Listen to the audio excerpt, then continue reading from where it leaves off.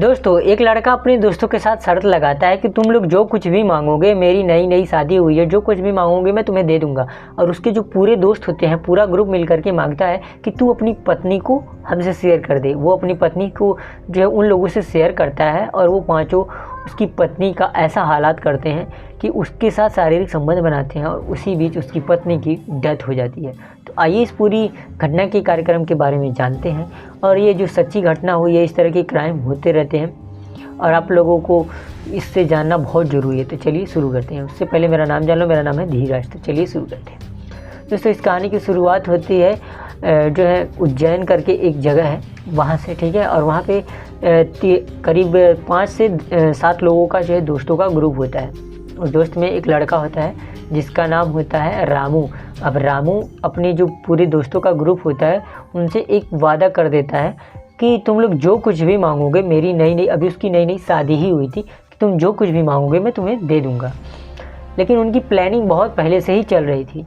तो बोला तो सच में बोले कि क्या तू सच में देगा जो हम लोग मांगेंगे? बोला हाँ हाँ पक्का दे दूँगा।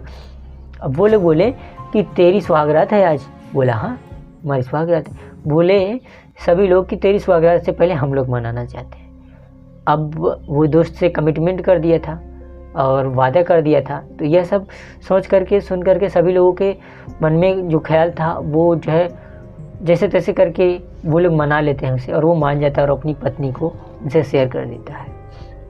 और वो सभी के सभी 5-7 लोग थे, सातों लोग उसकी पत्नी की पूरी हालात ख़राब कर देते हैं। धीरे धीरे मामला इतना बढ़ जाता है कि वो सभी लोग उसके साथ शारीरिक संबंध बनाते हैं। सोचो, एक महिला के साथ ऐसी हरकत होती है।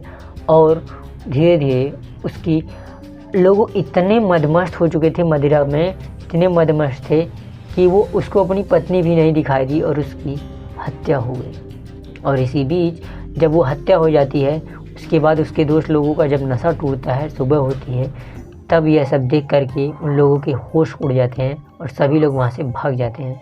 यहाँ तक कि जो लड़का जिसकी शादी हुई थी वो भी वहाँ से भाग जाता है।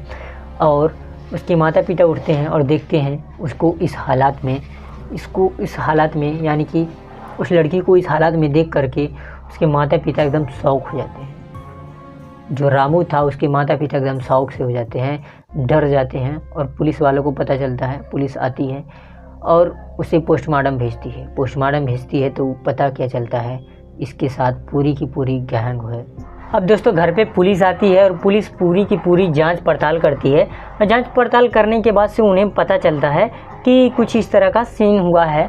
और जो पूरा पोस्टमार्टम रिपोर्ट आता है उससे पूरा का पूरा सच क्लियर हो जाता है। और उसका पति भी भागा था, तो इससे पूरा क्लियर हो जाता है कि उसका पति उसमें मिला हुआ था।